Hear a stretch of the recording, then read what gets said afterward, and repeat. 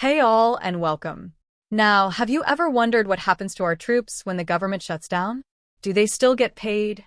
Well, this week, that question got a pretty surprising answer. President Trump just made a big move, one that's got Washington buzzing and legal experts debating all over again. Let's break it down in simple, human terms, because this story is about more than just politics. It's about power, fairness, and how far a president can really go when the government grinds to a halt. So here's what happened. The federal government is currently in a shutdown again. Congress hasn't been able to agree on a funding plan, which means thousands of government workers are furloughed and agencies across the country are basically frozen. Normally, when this happens, even our men and women in uniform end up waiting for paychecks. But this time, President Trump decided he wasn't going to let that happen. He ordered the Defense Department to keep paying active-duty military personnel, even during the shutdown. That's right. Despite Congress not passing a spending bill, Trump told the Pentagon to move some money around to make sure those paychecks go out on time. Specifically, he instructed Defense Secretary Pete Hegseth to use what's called unobligated funds, basically leftover money from previous years that hadn't been used yet. Around $8 billion, according to reports, could be redirected to cover military pay through at least the next scheduled payday. Now, on the surface, this sounds like a good thing, right? After all, no one wants to see service members go without pay, especially those deployed or working around the clock. But here's where it gets complicated. Because under the Constitution, only Congress can authorize spending. That's called the power of the purse.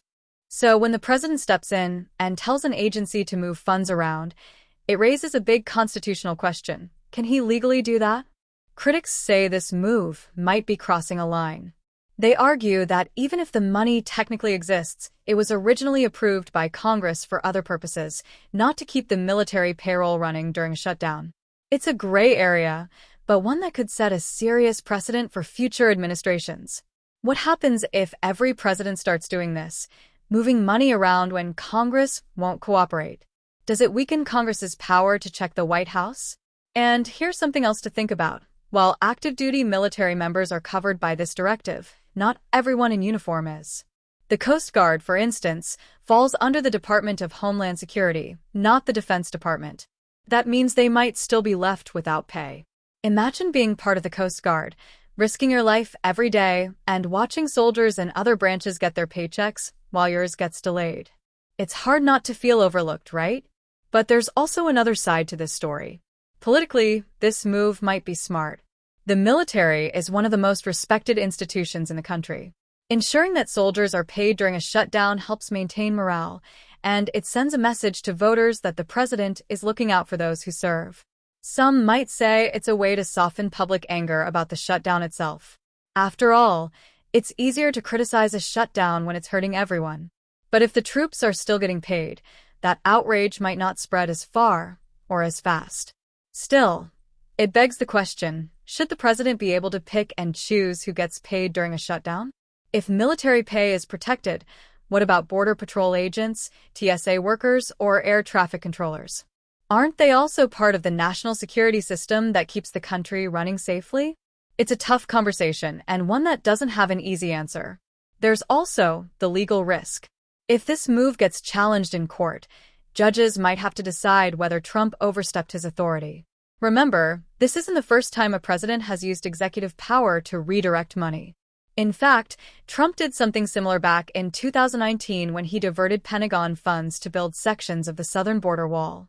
That case sparked years of legal battles, and this one could too. Another thing to watch is sustainability. These unobligated funds can only stretch so far. If the shutdown lasts longer than a few weeks, the Pentagon could run out of spare cash. And then what? Does the president order another round of reallocations? Or does the pay finally stop, bringing the same uncertainty right back? At its core, this story raises a deeper question. How much power should one person have to control federal money, especially during a political standoff? Is it an act of leadership to step in when Congress fails? Or is it an act of overreach that undermines our checks and balances? And beyond the politics and legalities, let's not forget the human side. Behind every military paycheck are families, people paying rent, buying groceries, and raising kids. For them, a missed paycheck isn't just politics, it's survival. So while this move might spark a constitutional debate, it's also giving real people a bit of stability, at least for now. But here's something to think about. If we keep finding temporary fixes like this, do we ever really fix the system? Or are we just patching holes until the next crisis hits? So, what do you think? Was Trump right to make sure the military gets paid, even if it means bending some rules? Or should the Constitution's balance of power come first, no matter how noble the intention?